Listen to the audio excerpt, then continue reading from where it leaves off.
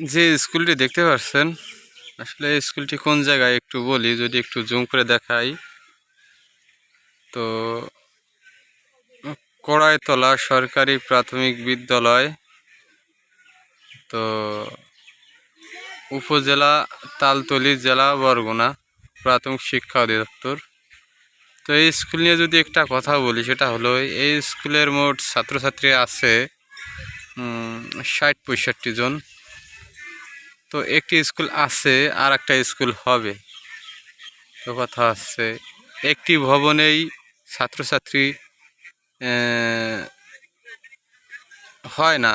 যে ভবন আছে, এই ভবনে পুরো রুমে ছাত্রছাত্রী হয় না। তো এই স্কুলের জন্য আর একটি ভবন হবে। তো একটা কথা আছে যে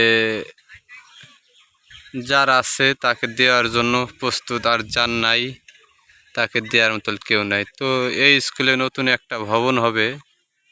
এই স্কুলে নতুন একটা ভবন না হলেও হতো, যেহেতু এই স্কুলের যে ভবনের রুম আছে, যে কয়টা রুম আছে, এই রুমে কোনো ছাত্রছাত্রী হতে চায় না। হাইস্ট গেলে উপরজন 60-65 বা 70 জন ছাত্রছাত্রী হবে।